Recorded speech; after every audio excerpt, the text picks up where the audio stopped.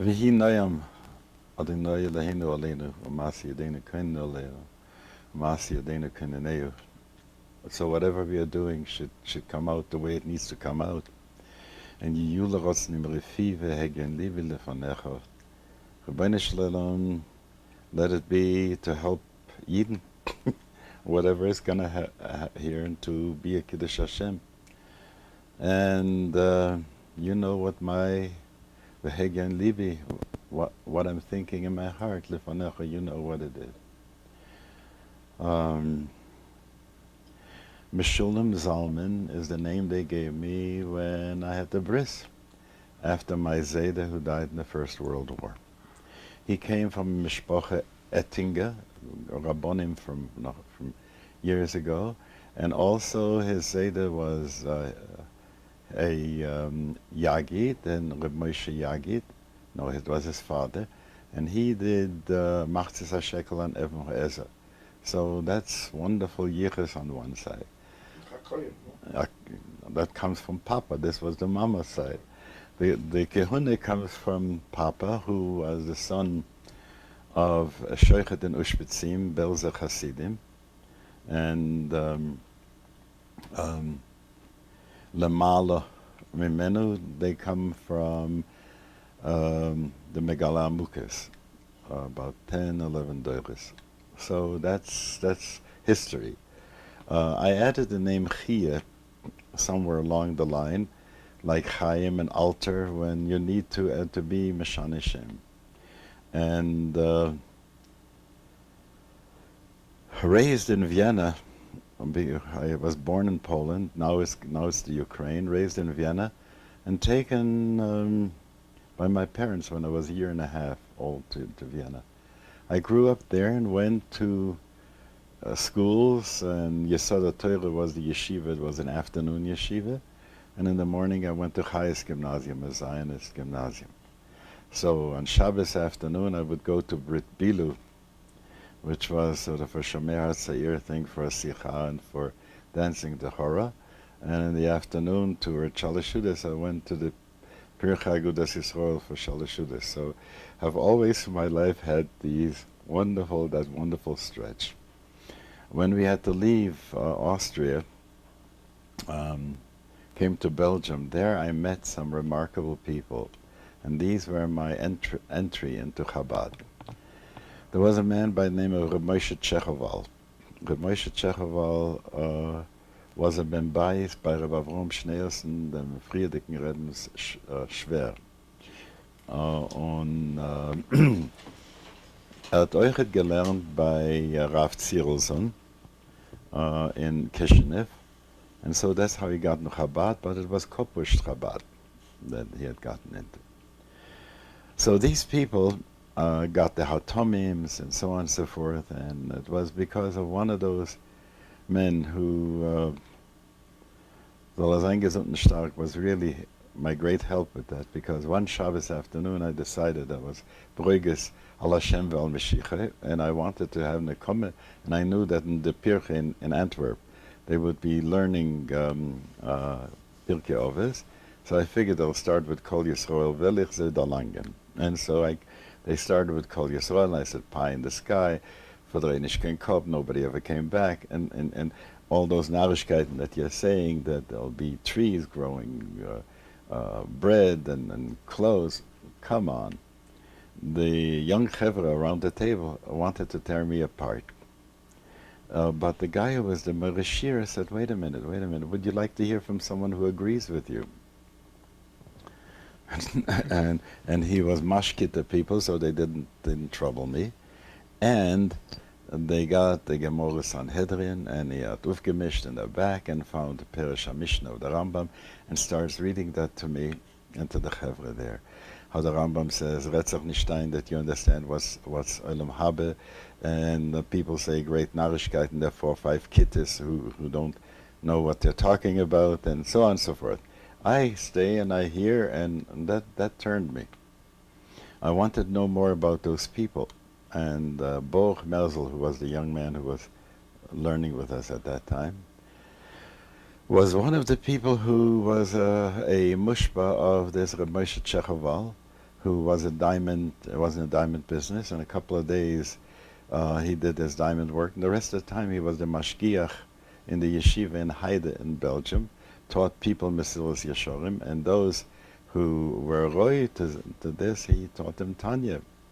And so when people would make chayzik of him, they would say, "Lernst schon Teres Moshe," meaning that he is into Chassidus and Tanya. He was a remarkable person, and I would daven from time to time in his place too. He would stand with the talis katifa say Yishmaelim as the Rebbe sagt, the whole time, and had a wonderful way of nigun and davenim. He never was killed in the United States by some gangsters. And Hashem Yinkem Doma. He was a wonderful neshama, and so was his wife. At any rate, that was my first contact, and they had bought me a Tanya, but they were going to give it to me at my birthday, and they felt that I wasn't ready yet. So they pushed me to Mesilas Yesharim and so on, but not yet Tanya. On Shabbos afternoon, they would have a session where they would learn Tanya together, so I hid in the bathroom to be able to hear. They found out I was in there, and I got a mashkante for that. And that inyan of being able to say, hey, chap nisht, you got to work on yourself a little bit more, and so on. Shish chadoshim b'shem and amur, v'shish chadoshim b'psomim, like it says, preparing for yechidus. They wanted some preparation for me. The war broke out, and I never got that Tanya. So we got into France. In France, I was in 2 concentration camps. They were in unoccupied France at that time. Finally, they let us out, and there was a miracle with a shofar, a whole inyan about that too. Baruch Hashem was able to make a shofar even in the camp by sneaking out. And so then they finally let us out of the camp, came to Marseille. In Marseille, there was a shtibel, Rue Convalescent. And in that shtibel, there was a big shul in Marseille. There still is, a beautiful shul, built, yet because Balatoisevis were in Marseille also. And in the Perish HaMishnah of the Rambam, he begins with Nikro Nikresi Be'ir Marsilya Shahi Al Chof Hayamim Yosheves, and he has this whole thing about Marseille. So there was a beautiful shul on the Rue de Rome, but we davened in the shtibel. And from time to time, a young man would come into the shtibel, and I wouldn't understand his get-up, because he wore a hat, gray suit, and a beard. In those days, nobody wore beards, unless if they wore beards, they also wore a black outfit, a samet and a kapelish, and so on and so forth. So I didn't have a notion who this person was, but from time to time, I saw him sit with a chacham from Morocco and learning Gemara at the table in that shtibel. So it was interesting to me to know. In my mind, I named him the Moroccan, sort of modern Moroccan. Okay. One Shabbos afternoon, I come back to shul, and there is a yidele with a red beard, with a pork pie black hat, sitting and saying Torah, Yairev kamotor likhi, tizal katalim rosi. And that was Reb Zalman Schachter-Shalomi, Rebbe Yechaim Shver. And I listened, and the words spoke to me, because I had heard this kind of lashon from the people in Antwerp. And so when he walked home after Havdalah, I walked him home to the hotel, and I said, there are a number of us here. A whole day we don't have anything to do. We are refugees. And so if we would have someone who would be a Moirashir for us, that would be wonderful. So he went and hired someone, and every day we learned. And we started with Ksubis. There was, I think, Chaim Meir Zilberstein was the Moirashir. So before, and Reb Zalman would come in from time to time, see how we are doing. And once he comes in, he says, I won't be here for Tu B'Shvat for Chamishosa, but I'll send you a guest. So when he sent the guest, the door opens up, and the the Moroccan comes in, you know. And there was a long table, and here was the head of the table, and I was sitting close to the edge there. And he came in, he greeted us, Gut Yontef, and took a l'chaim. There was some fruit on the table, and he said, "Was lernt ihr? You know, what is it that we're learning?" And we tell him we learn Ksubis. And right away he begins with Psula Neseis L'Yom HaRevi'i, a wonderful Torah in which he took a Mishnah and opened it up in such a way right away to see it not only on a deeper level, but also to give us a picture of where we were in our time. Because, as he was explaining, why not Mashkim Lebezin on Monday, because, and so therefore he says on Sunday, and what are the Gimul Yomim, and he talked about being Mevarer, the Tzutzim, and to bring this all up, and it was just I was listening, I was drinking the whole thing in.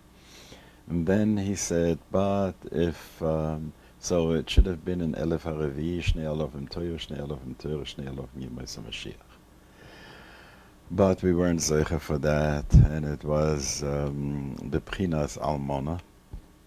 And Almona is Niseis L'Yom HaChamishi Birchas Dogim, but Mashiach didn't come then either, because the last Shnei Alofim should be Yemais HaMashiach. So when is it going to happen? And if be'im bepishachem shulcha imchem, so it comes out as Bepchinas Grusha, and the Grusha Niseis L'Yom Hashishi Birchas Odom, and he started to cough, which was his way. If you remember, when he was crying, he didn't want to show it. He started to cough, and said, "When will the chasana be? It's so late already on Erev Shabbos." And so you can imagine, by that time, I hadn't heard words like these before. Seeing also where we are in history at this point, and the recognition of times, gave me an image of, was a seed for me, an image of paradigm shifts that take place. That there is a time that is Toyu, there's a time that is Torah, there's a time that Yemais HaMashiach, and each time something shifts, and each time another Gilui comes. So you can imagine how this turned me on. And then he talked about sang some nigunim. I remember it was a Mojitz nigun that we sang at that time. We didn't know the others yet, except one nigun that I'll sing to you in a moment. And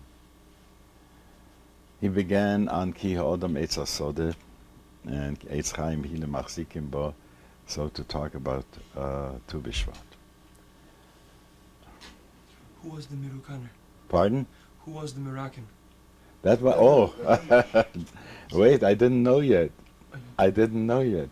So it was like, after L'chaim and so on and so forth, he left and gave us some broches. I still didn't know who he was.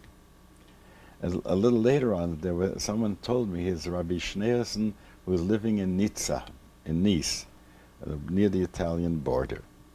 And later on, from time to time, when the Rebbe would want to tease me to take a big cup of l'chaim, he would say capo grande, saying it to me in Italian, a big cup to take.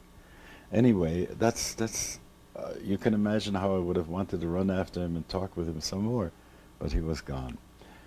So he was living in Marseille? Huh? He was... Yeah. Go. How did he get to Marseille? How did I get to Marseille? How did he get to Marseille? Travel. There was train travel. Nice to Marseille was a regular train. He came to visit. He wasn't living there. No, it was. From what I gathered, I don't know the details about that. From what I gathered, it was Reb Zalman Schneerson said, there's a group of people and you go and do a Farbringen with them. And so, that was the only one that I saw. And pretty soon afterwards, we got our visa to come to the United States. And it took a long journey, and the day before Erev Pesach, I got into New York. What year was this? This was in Tovshin Aleph, 1941. By that time, I knew about Lubavitch, and I had a chaver who had gone from Belgium beforehand, Avrom Weingarten, Olaf Shalom, and he was awaiting me at the ship and telling me all kinds of wonderful things and how he was going studying in the yeshiva and where it was, and he gave me some uh, brochures that had something with the address of the Rebbe on, and so Aachen Shel Pesach or Shvi Shel Pesach, I don't remember exactly, I think it was Shvi Shel Pesach. I decided to walk from the Hayas on 8th Street and 3rd Avenue in New York, near the Bowery, and I came up to St. John's Place, and I didn't see yet Eastern Parkway, and I gave up and walked back to the Hayas, and I didn't quite make it. But I want you to know how the Gagoyim were to go to there. I asked the cop on the way, "Excuse me, sir, Eastern Parkway 770. So he says, "Du willst gehen zum Lubavitcher Rebbe?" He was a Jewish cop, and he directed me to go, and I went up to St. John's Place. So anyway, I had gotten back. Then we got a dire in Borough Park, a couple of blocks away from where Avram Weingarten's parents lived. And I went to 770. Rav Simpson, and I wanted to go in to see the Rebbe. Avram Weingarten tells me, if you want to get in, you say that you have regards from the Rebbe's son-in-law. Because I still didn't put together that Rabbi Schneerson of Nizza was the Rebbe's son-in-law. Okay? So they let me in, and it was an amazing moment. First, he wanted to find out, and had my whole life in less than 5 minutes in front of him. And then called in Beryl Haskin, and told him to make the following arrangements. For my brother into a yeshiva Torah Semis in Borough Park, for my sisters in Shulamis, for my parents and for me some work with Yud Leber, who was in the fur business, and we were doing fur at that time. And so I had our life sorted out. And then he says, they tell me you have regards for my son-in-law. So I start telling the scene, and he says, what did he say? And I gave over as much, and as I remembered almost verbatim. You know, I wrote it up elsewhere later. And so a couple of times he made like, nicht das hat gesagt, you know, in his face. But then he let me finish and gave me a broche, and I came out crying. And you know, someone asked me, why are you crying? From Nitzuz to Moir habe ich gar nicht gewusst at that time, you know, that when the Nitzuz comes to the Moir, he cries, you know. But one thing, you know, I had to give a teres, why am I crying? So I was saying never what the Bolsheviks did to the Rebbe, because he was paralyzed and it was hard for him to speak and so on. So that was the first yechidus that I had with the Rebbe. I started, I had to help my parents in the business first, and would come every Wednesday evening to the yeshiva, because Rabbi Chodakov was teaching Chova Salvovis. After a while, I managed to get to half a day in the yeshiva and then full-time in the yeshiva, and that was remarkable, it was wonderful. In the meantime, they were saying the Rebbe's son-in-law is arriving in America. And in those days, when he davened, he would daven with his big kapalish and the talis over the kapalish. I don't know if you've ever seen that. And when I came over to give him Shalom Aleichem, he says, Ruhig convalescent, Chamishasa Bishvat, ihr sind da gesessen, gedenkt ihr noch, was ich hab gesagt? You know, and I started to repeat, and he corrected me. Okay, and it was a wonderful meeting. So the more I would hear about him as to what he is about, and scientist, and so on and so forth, I figured all the shilas that I have about science and Yiddishkeit he'll be able to be pacer for me and help with that. And wherever I would see him, I admired him. I'd look after him. I mean, he was just a handsome man, also to look at, and so. Then there used to be Verbringens from time to time with the Rebbe Yosef Yitzchak and further Yechidison. And one Yechidus before I got married for the first time to Fagel, after I came out from Yechidus with Rebbe Yosef Yitzchak, who told me such a remarkable thing. I got to go back. There was a Verbringen that Rabbi Yisrael Jacobson did with Avram Barnetsky at the time for his ufru for the Chasana. So he said the following: if a Jew, if a Ashkenazi would marry a Sephardi, that would be an intermarriage, like, over such a distance of cultures. He said, you should know that a man and a woman is an even greater distance. And it got into me so strong, and I couldn't understand it. To this day, I haven't learned fully the difference, but when I came in for the bracha to Rabbi Yosef Yitzchak, he told me, "Man darf afroi gut verstehen." That's an Indian, to be able to arrange, to have shalom bayis and so on. Then I came to get a bracha from the then Ramash, and I used to play a clarinet and would play it at weddings of various friends, and he had seen me stand with the klezmorim, and every time when they hit the high note, and yip, yip, yip, yip, to make freilich with that. So he says to me, at your chasana, you are not going to play the clarinet. So I said, why not?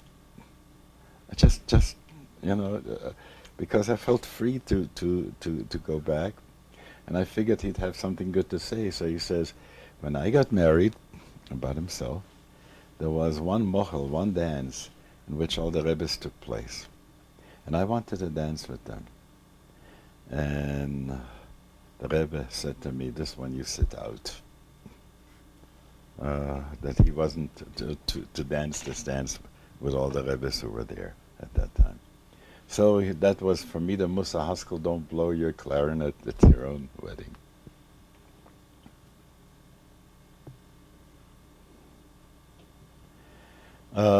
We were sent out from the yeshiva to one incident, a wonderful incident. Berel Baumgarten, Oliver Shalom, and I used to look at that Avram Paris couldn't produce Chassidus fast enough for us. Until he would type out and mimeograph the mimer and so on and so forth. And he lived with Rav Simpson's house at that time. It wasn't, it would take too long. And unless he was getting an ukaz from the office to type a mimer, he didn't.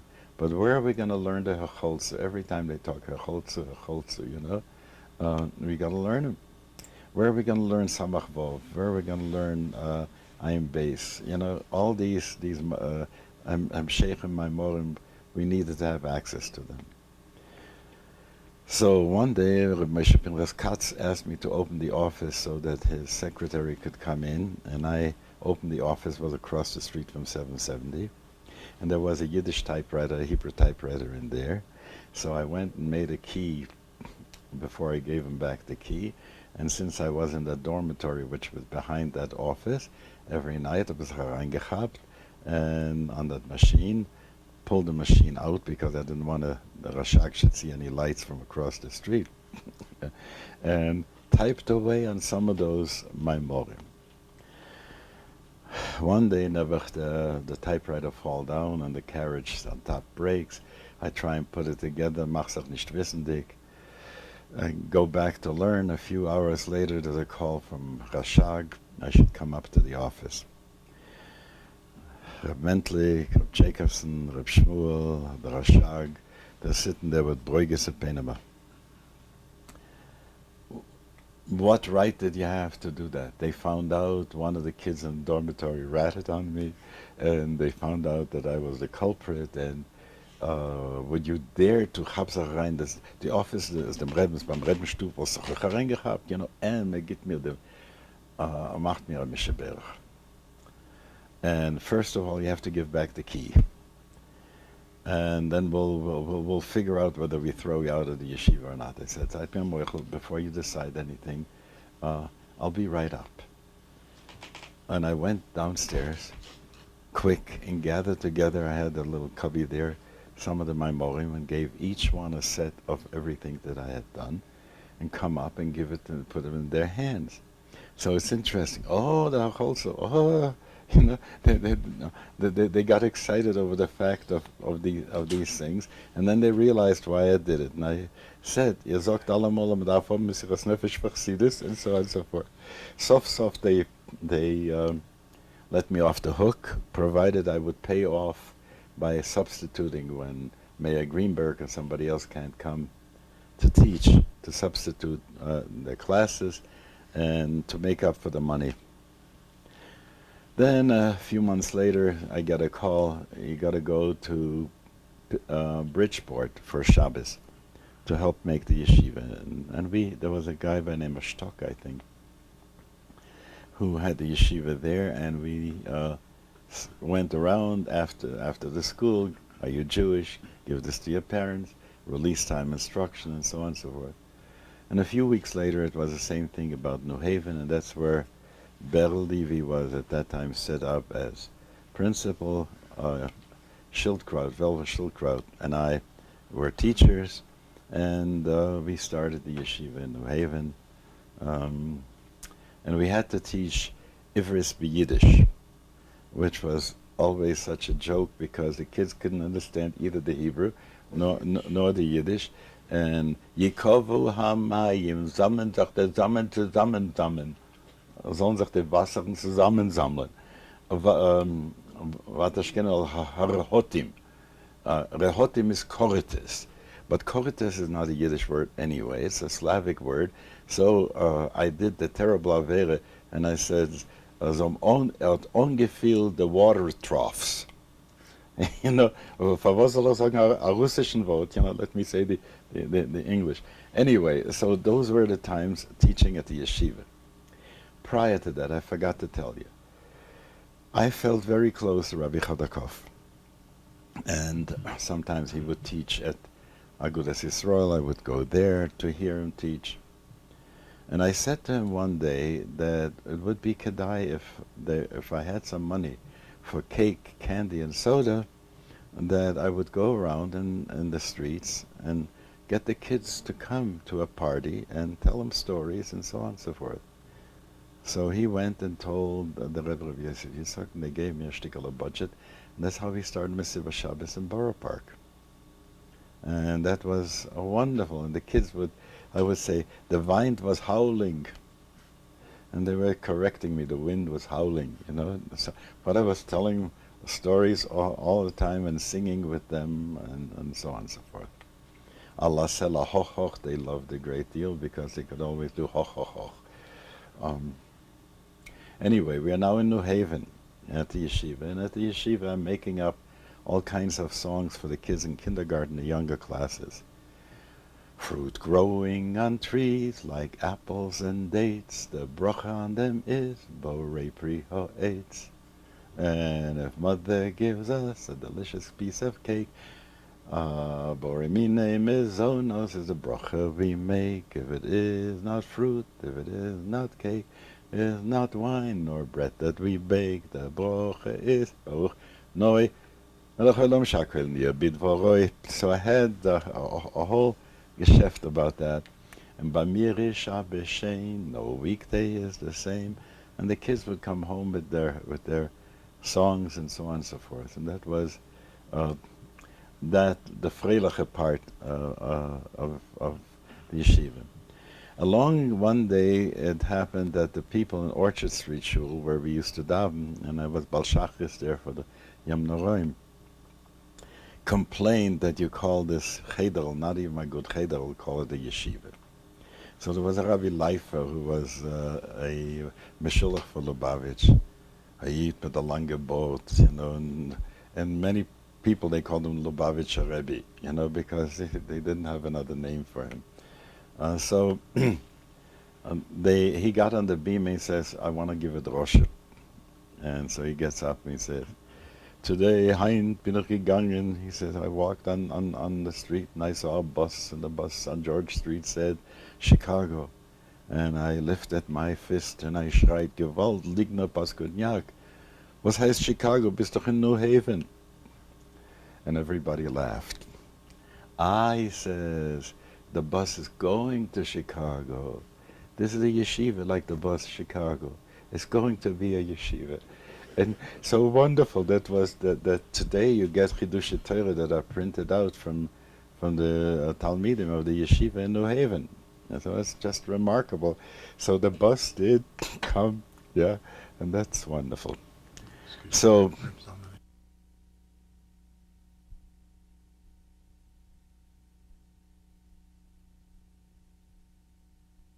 Stiebel had. Marseille was the place, if he needed a visa to the United States, he would have to come to Marseille too, because the consul was there.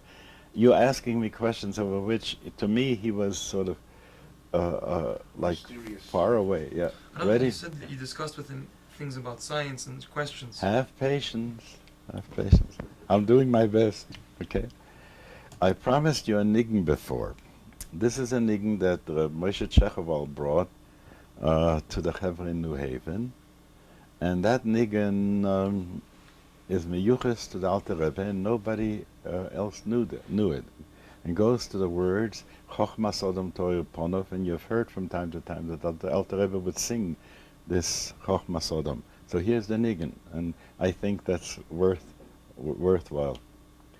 Chochma Sodom Toir Ponov, Chochma Sodom Toir Ponov, Dere Yamamam, Dere Dadaram, Ay na na na, ay na na na na, Dere na na na, na dere dadaram. Na ra ra ra ra ra ra ram. Chochma Sodom Tovir Povonov. Ay da da ra ram. Ay da da da ram. Da ra ra ra ra. Ah da da da ram. Ay na da da. I na da da da, I na na, I na na na na, I na na na, I na na na na, I da da da, I da da da da, I na na, I na na na na, noch einmal, da, so etwas doch sagen. In New Haven, we were quite busy there, and I would get in for Yom Pagra to see the Rebbe and to hear, and I was always amazed, you know, for the years. But I got to go back a little bit, time out. While I was hanging out in Reb Yeichel, Rav Simpson's house in Besmedrash, and he and Rabbi Jacobson gave me smicha. So besides the yeshiva smicha, so I would see they were busy always with Hakriya V'Akdusha, and we had all gotten so excited about reading the first Hakriya V'Akdusha, where Shir HaGeula, and you will see it pointing up. Bias Meshichenu Behatashag Emirza Hashem. So that was a powerful thing, and so this was yet before I went to New Haven. So we were so expecting, you know, that we were going around sticking Tzetalach Le'alta Ligula all over the place. Avramonheit, Olav Hashalom, was put in jail for 24 hours for sticking them on the subways, and we were so proud of him, that he in the tradition of Rebbe L'Shem Shamayim, he was in jail for L'Alta Legula. And so, and comes to Chai Elul, there was a Nesibbe for the yeshiva, Chai Elul, Tafshin Gimel. And you can imagine, and I think Rabbi Soloveitchik came and spoke there too. And I was so excited that we'll hear something. I mean, it's the end of Tafshin Gimel, we got to hear something. And we didn't hear anything. And it was very, very heavy, very upsetting. And there was a Rav Hurovich, I think, from Worcester, who never fell, and we ran to the open car. There was a convertible car in which Berke was the chauffeur of that, and taking him back to 770 from there. And Nebuchadnezzar Alfovitz passed on at that time. So these things were in my mind like a calamity, Mashiach didn't come, it was, and so on and so forth. There was a Yidele who would come in, he was working in the fur business, was one of those Ukrainian sweet Yidele, Posheta Yid, who would love to hang out with the yeshiva bochurim, and so on. So one evening he sits there and tells us that he had gone to the Greystone Hotel after the Rebbe had arrived. Why? Because when he was in Europe, before he left, he went to say goodbye to his Rebbe, and I don't remember name of the Rebbe, who said to him a couple of things. Du weißt, was der Pshat Netilas Yadayim? Netilas Yadayim is als wie Netilas Zipornayim, Netilas Aneshama. Man darf weg hacken die Hand. Wie hackt man weg die Hand? Was Hand hackt man weg? Koichi v'oitzim Yodi. Dem Yodi darf man weghacken. So he was saying that Netilas Yadayim is to get rid of the Koichi v'oitzim Yodi before you start eating. It was I remember that one strong. Then he said, Gedenkshi, his Rebbe said, Mashiach will come to America. So you can imagine when the Rebbe arrived at the Gravestone Hotel, he wanted to see if that was Mashiach. But then, a little while before that Yid was Nifta, he came in once again, he says, it is not the Shver, it's the Edom. That's what he said. And the year was Tafshin Dalet when he was saying that. It's interesting to hear that, okay? All right, back to New Haven.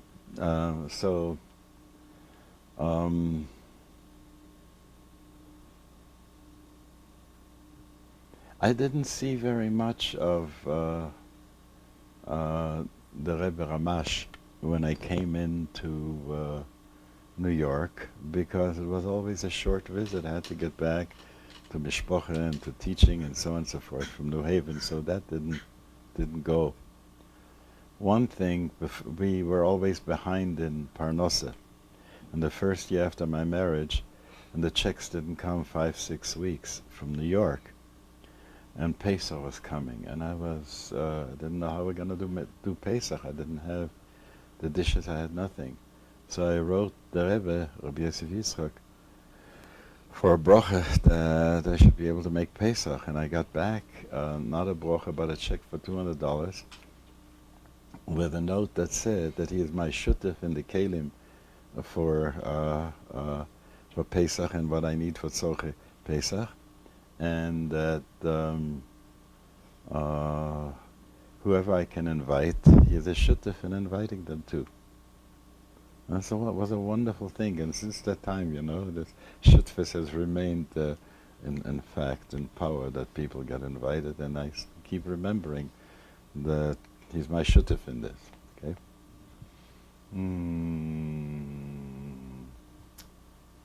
What years was this? The year we are now coming to 46, 47. You got married what year? Pardon? You got married which year? 45, yeah. It's getting closer to, 46.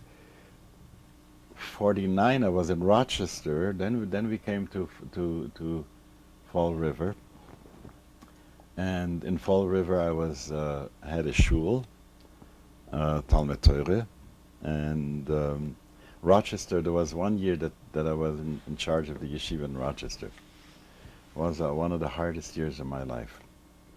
There was no money, and I'd have to be going around get $5 bills from different people in town.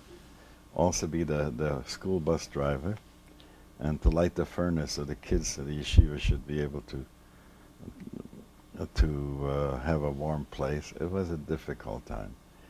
In the end, we had to close out the yeshiva in Rochester because there was another yeshiva that had gotten started with a lot of funds, and of course, not any of the things that they thought were wrong with Lubavitch. So our yeshiva was sort of squeezed out. Then we had a break in the furnace, and so we barely managed to pay off to sell the building and pay off Herschel Schusterman, who was there the year before, and me. And I went to New York for a bit. By that time, I'd already gotten Kabbalah for Schritte also. And so my father-in-law was a butcher, and so I took on a butcher shop. And I was a butcher for a while. Shechten my own chickens, and Rabbi Jacobson would come and check the challah from time to time, and so on. So it was in Brownsville. In Helft der Rebeste, that the family were in the mountains, and on Friday I close up the shop and I go up to the mountains too. The New York butchers was to deliver a few sides of beef and other things and put them into the ice box, into the cooler. Monday morning I come in, the whole thing is verstunken. The electricity had gone out, so with it was whatever money I'd gotten out of the yeshiva in Rochester to tide me over, and so on and so forth. Always butcher, you know. So the Rebbe hat mir weggenommen, the butcher shop, and that was wonderful. So the next thing was an ad in the Morgenjournal for a Stelle, and I got the Stelle in Fall River. And so I would go into Providence to Shecht, and taught the kids in the Hebrew school in Fall River, and had the shul there for 3 years. Then I was invited to New Bedford. New Bedford isn't far away from there, and they had heard of me, and they wanted to have me there. So every Shabbos we used to get, every once in a while we would get a mimer sent from New York, a printed mimer, and usually it was 2-3 weeks after the Sedra. One Shabbos morning, as Parshas Vayechi, we are getting the special delivery, and the mimer Bossi Legani, with the note that we should learn it in the morning. No idea what was going on at that time, but Parshas Boy. was Parshas Boy? That's the best way, Pastor Boy. Parshas Boy. Good. I made a mistake. So Wasn't yesterday. somehow the word Vayechi Yaakov, you know, is connected with it. All right. So here we learned it, and Motzei Shabbos comes the telephone call from Moshe Pinchas telling me that the Rebbe was nostalgic on Shabbos. And the first words out of my mouth were, how could it be Mashiach is noch nicht da? You know? It was so that sense of that, wird uns führen gegen Mashiach was so strong. L'alta Ligula, all that. So I went into New York for the Levaya, and in the morning we were saying Tilim in the hallway there, and every few moments somebody comes out from the shtiv to ask how to be noyek with the Tare, and they don't turn to the Rashag, they turn to the Ramash for these things. It was sort of pretty clear already what's what, but it wasn't official. That was a sense. So a few weeks later was a time when I came in for Purim, and I was first out at the oil. And as I come to the building, and the Rebbe still wore at that time gray,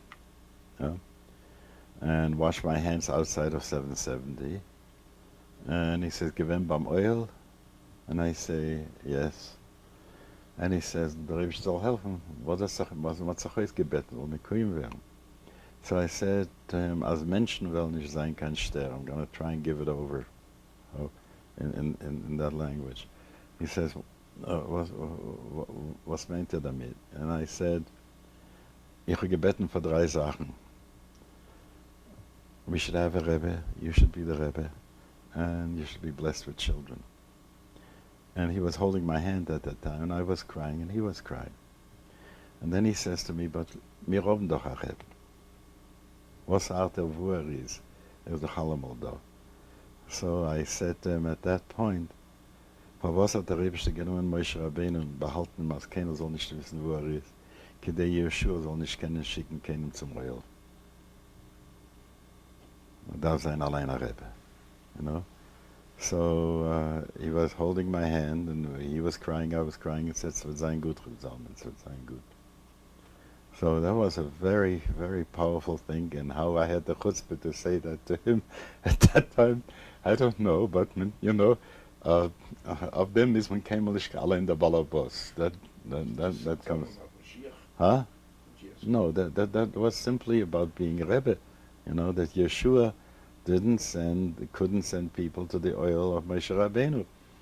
That him saying, "You need anything, go out to the oil," you know, look, this happened before the same way with the Rebbe Yesod Yitzchak, and there was Reb Shmuel Gorarie there when someone came with a kvittel to go, and he said, "A kind kann euch et gehen," you know, and says, "A kind is epis." So he says, "Nem dem kvittel allein," you know. So there is always that a kind of a moment, and there is a refusal, and at the same time there's a pushing. Go back to the Meise with Tzemach Tzedek, bis hat angetun of the weiße Bekische. You know, there's always that kind of a thing that comes, and Reb Eisel Homela taking the kugel so he shouldn't become a Rebbe.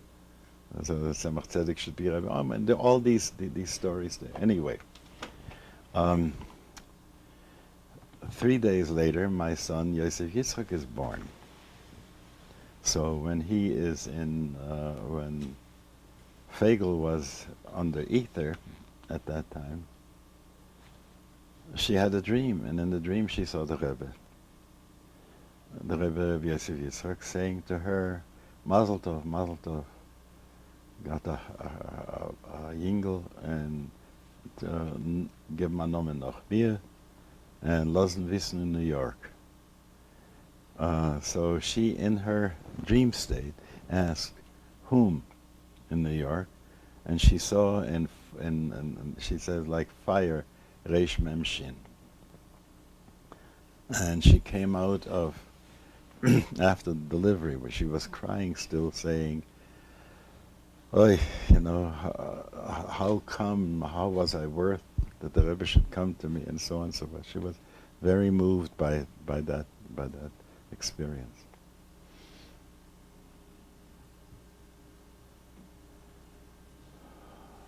Prior to this, it's before, it's Yutes Kislev, before the Stalkus. There was a Verbringen, and Bel Chaskin was at the door, letting people in and keeping some out and saying who should come in, and some people would go out, because the Verbringen was held in a very small place. And at one point he calls for Shlomo Karlebach and for me to come in. And so Shlomo and I come in, and the Rebbe gives us a little bottle of mashke and says, "Sagt L'chaim, es kedai soll sich nehmen for in the colleges." So we then, gave us a broche, then we made an appointment that for Chanukah we're going to go up to Boston and visit Boston University, Brandeis University had just opened up, and so on. From my shul, I've had taken tefillin. People bring in tefillin from time to time from someone who dies, and I had fixed them up, opened them up, sewed them up, um, painted them again, and so on. So I had 13 pair of tefillin to take along. So Shlomo and I went to Brandeis that time, and he started to tell stories, and we had brought along literature that we had made up, and I had an old tape recorder, a big clunker, that was playing nigunim that I recorded on a Hammond organ, and Shlomo is telling maises, and meanwhile the people are eating latkes around there, and people are saying to Shlomo, that's like Hinduism. So that's my customer. Somebody else says, what do you think about evolutions? My customer. So pretty soon we had two redlach. Shlomo telling maises on one side, and me on the other side, talking with the people. You know about Hinduism? Did you read the Upanishads? Do you know this and do you know that? So I ask him the kind of question. He says, and then I say, but in Chassidus is better, and so on and so forth. So these were my chevre. Talking about evolution, what do you know about evolution? As I say, the Ishtalshalis goes through Oilimus, and so on and so forth. So, 3 o'clock in the morning, we had a lab in one of the dorms when people could put on the film and take them off and tie them up and put them on, take them off, do it 3 times, they would get a pair of film. So we sold, all the film were out that night, and that's how we began, Shlomo and I, doing our stuff in the colleges. Every once in a while, I had, while I was in New Haven, I was working with young people of all kinds of groups, from Hillel groups and so on, and so es hat mir verschmeckt to become a Hillel director. What do I need to deal with my balabatim who made mitzoris? At one point they complained, not modern enough, and the next complaint was too much English. So, I couldn't satisfy them. So I was also getting my MA in pastoral psychology at Boston University at that time, also with the broche of the Rebbe Ramash at that time. And the job came up for Hillel at the University of Manitoba. So I took that job, and it was wonderful. And there were 2 jobs open at the time. One in another place where there was no mikveh, in Manitoba where there was. So it was a simple union. Got to the University of Manitoba and became, as a Hillel director, I would meet with other Hillel directors. And from time to time I would bring them into New York to be with the Rebbe. So when there was an asifa of Hillel directors, I would ask him beforehand, do you also want to have an audience with the Lubavitcher Rebbe? And most of the time they were excited about it and were glad. And sometimes it happened at the same time when there was a National Institute, so some of my students were there too. So often I served as an interpreter because the Rebbe didn't want to speak in English. He could very well, but so I served as an interpreter. And from time to time he would correct me because I would choose the wrong word, not quite the nuance that he meant. And he would say the English word at that time. One of the students, the Rebbe turned to the students and said, do you have any questions? And Penny Switzer was the name of the student, my Hillel president from Winnipeg, who said, what's the Rebbe good for? And, instead of getting broiges about it, the Rebbe said, it's a good question, let me tell you. But I can't talk about myself. I can only talk about my father-in-law. You see, we are called Eretz Chayfetz, and there are all kinds of treasures in the earth. And if you dig without knowing where to dig, you can get mud, that's like Freud. You get rocks, that's Adler. But if you go to a geologist and he tells you where to dig, you can find silver, that's the love of God. You can find gold, which is the awe of God. You can find diamonds, that's faith. So the Rebbe is the geologist of the soul. But digging you have to do yourself. And that was such a wonderful, wonderful answer that he gave him. Remained with me. When I was in Winnipeg, I would, from time to time, because I had met people in different colleges and so on and so forth, they would have correspondence with me. And I just wanted to make sure, in those days there was no Xerox yet, so whatever I sent as a letter in response to someone, I would send the carbon copy to the Rebbe to see what I was writing. At one point, this young woman had written that there were some Chabad people who came to her college, and they were saying we don't believe in evolution, and so on and so forth. So I write back, was heißt bei Neulemes Machrivam, and I give it a whole Geschäft. I get back from the Rebbe the carbon copy that this was not kedai to say this way, that I should really insist on the years that have, from Bria Solam on, and not to schlep earlier. So I figured the next Yechidus will come in. I'm gonna say, why not, And because what's with by Machivan, What's with this thing of Dein Hanyan Le, Dein Le Hanyan Le? How could you? Why should we go away when there is so much evidence to show that the date is older?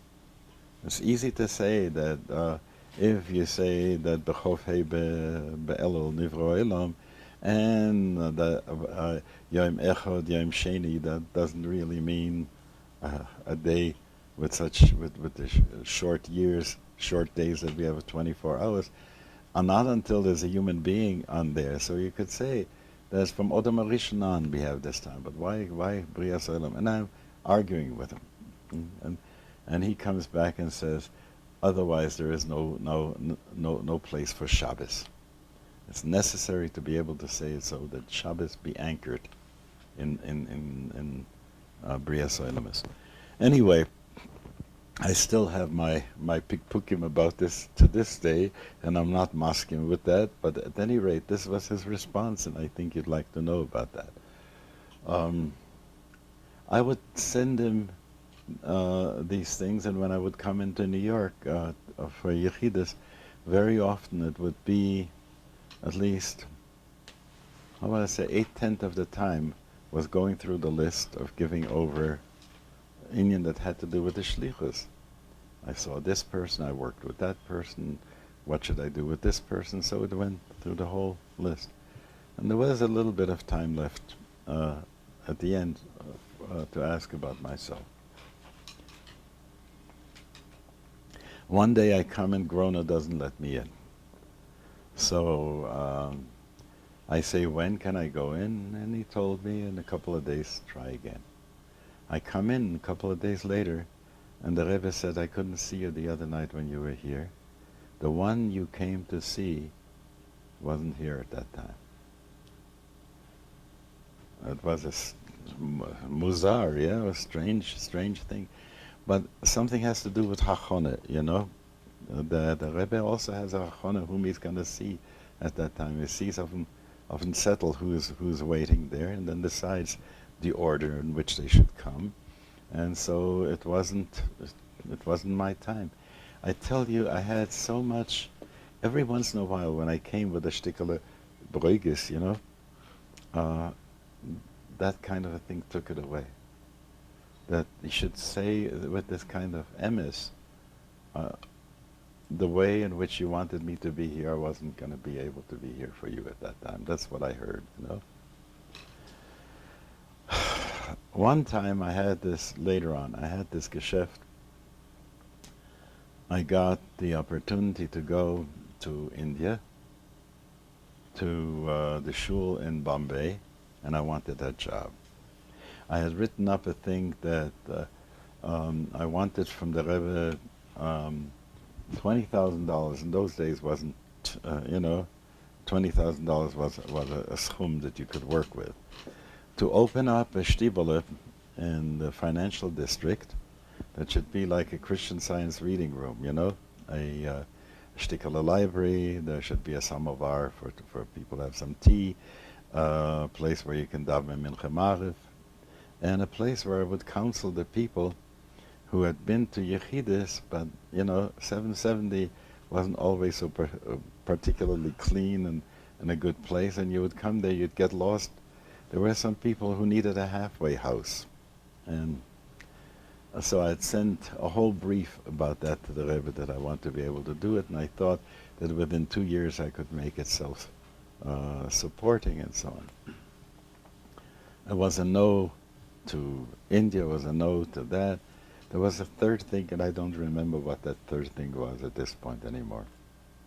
So I came really upset to New York, and I wanted to say to the Rebbe, Gewalt, you don't want me to do this, you don't want me to do that. What's going on, So I come in, and he comes into Daven Marif before Yechidus, and he's coughing hard. He had a cold at that time.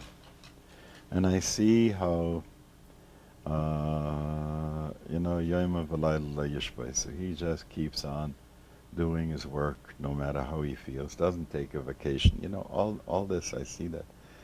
So I had written up a long geschäft, in the kvittel of wanting to say, if not this, not this, not this, then what's the point, I felt really angry. So I come in and I give him that one, and I said, but that's not what I want to talk about. When I look at you and I see how you are carrying the all, so I want to do Mesiras Harotzen, all these things that I've written up on my Ritzonis, I don't want that. So I want to do Mesiras Harotzen, and like Rebbe hack mir auf the linke Seite, and you tell me what to do and I'll do it. So he says, Mesiras Harotzen is toit. I don't need you to do that. Der Rebbe Shalom hat nicht kein Naches von dem. If the Rebbe